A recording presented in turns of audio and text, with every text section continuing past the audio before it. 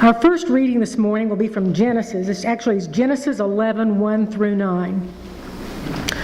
Now the whole earth had one language and the same words. And as they migrated from the east, they came upon a plain in the land of Shinar and settled there. And they said to one another, "Come, let us make bricks and burn them thoroughly." And they had brick for stone and bitumen for mortar. Then they said, "Come, let us build ourselves a city and a tower with its top in the heavens, and let us make a name for ourselves. Otherwise we shall be scattered abroad upon the face of the whole earth." The Lord came down to see the city and the tower, which mortals had built. And the Lord said, "Look, they are one people, and they have all one language, and this is only the beginning of what they will do.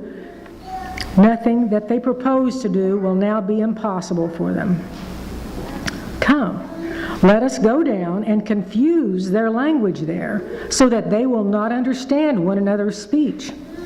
So the Lord scattered them abroad from there over the face of all the earth, and they left off building the city.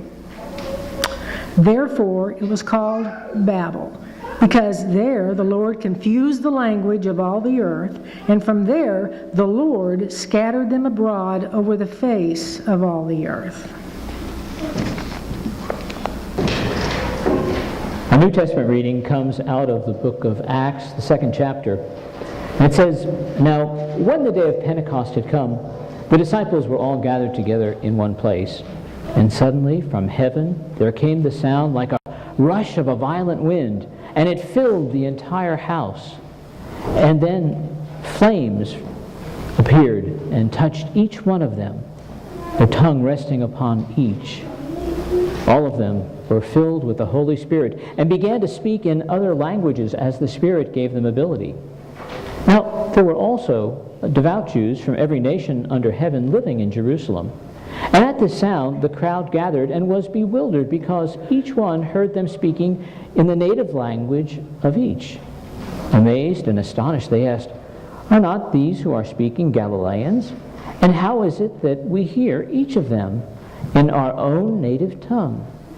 Parthians, Medes, Elamites, and residents of Mesopotamia, Judea and Cappadocia, Pontus and Asia, Phrygia and Pamphylia, Egypt, and the parts of Libya belonging to Cyrene, and visitors from Rome, both Jew and proselytes, Cretans and Arabs.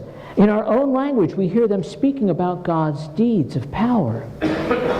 All were amazed and perplexed, saying to one another, "What does this mean?"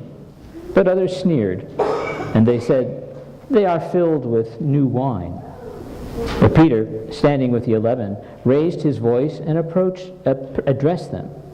"Men of Judea, all who live in Jerusalem, let it be known to you that what I say indeed is true. They are not drunk as you suppose, for it is only 9 a.m.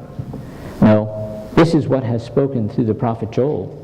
In the last days it will be, God declares, that I will pour out my Spirit upon all flesh, and your sons and your daughters shall prophesy, and your young men shall see visions, and your old men shall dream dreams. Even upon my slaves, both men and women, in those days I will pour out my Spirit, and they shall prophesy.